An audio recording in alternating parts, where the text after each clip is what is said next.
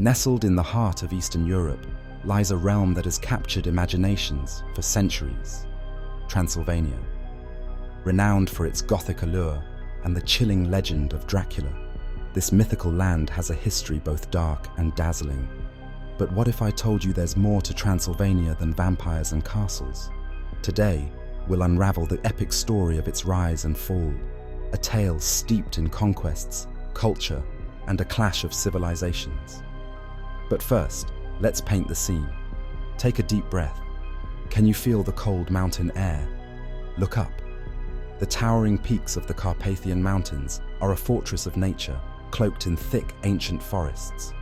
Now, picture this: a solitary castle resting on a jagged hill, shrouded in mist that seems to whisper secrets of the past. Welcome to Transylvania, where myths meet history. The story begins over 2 millennia ago, in a land ruled by the Dacians, an indigenous people who fought tirelessly to protect their homeland from invaders. Armed with courage and ingenuity, they stood against the might of the Roman Empire. Their legendary warrior king, Decebalus, faced off against Emperor Trajan in battles that would echo through history. But despite their valiant resistance, Dacia fell to Rome in 106 AD. Yet, with this defeat came transformation. Under Roman rule, Transylvania began to evolve.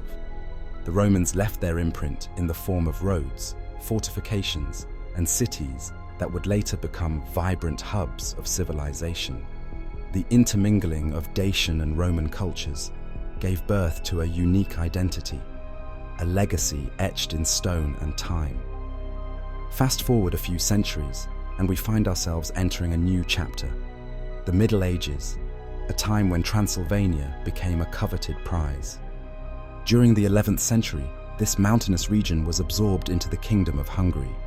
It wasn't just the breathtaking scenery that made Transylvania valuable, it was its strategic location and bountiful resources.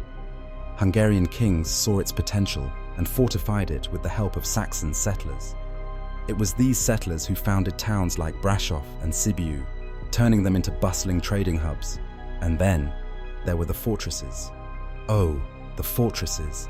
Castles like Bran and Corvin Castle rose like sentinels over the land, their walls heavy with stories of kings, knights, and betrayals.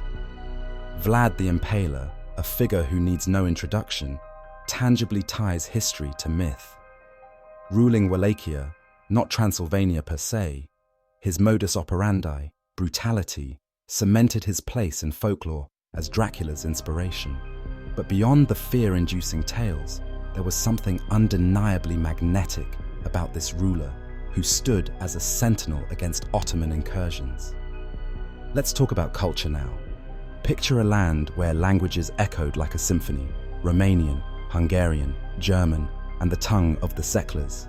It was a mosaic of traditions and ideologies that created a captivating, albeit turbulent, atmosphere. For hundreds of years, Transylvania managed to balance all these influences while remaining fiercely distinct.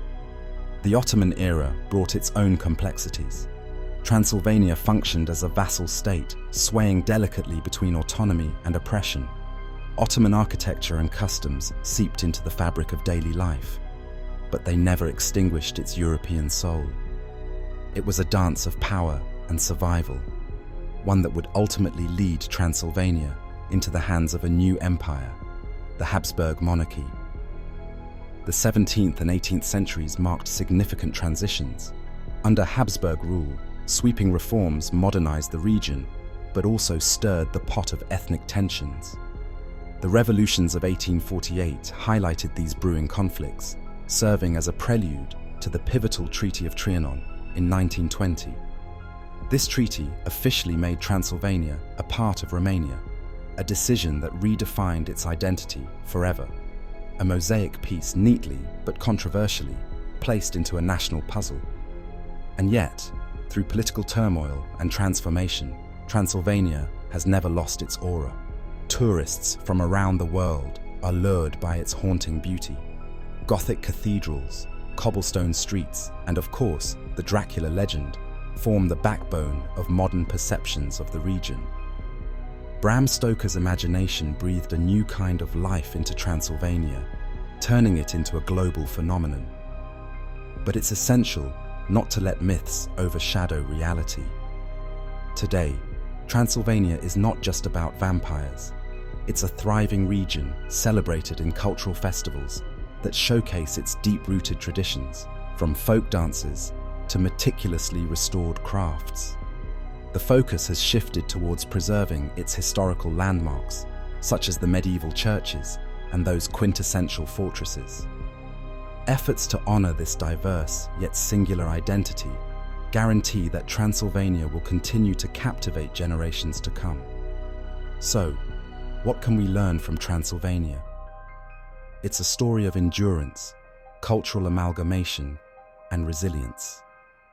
Imagine walking through its cobblestone streets today, exploring its towering castles, each stone screaming echoes of the past. Transylvania reminds us that history is never black and white, but often as foggy and layered as the mist that enshrouds its mountains. From its ancient Dacian roots to its modern-day rebranding as a haven for history and tourism, Transylvania has defied definition. The land, the law, the people. It's a tapestry woven with threads of triumph and turbulence.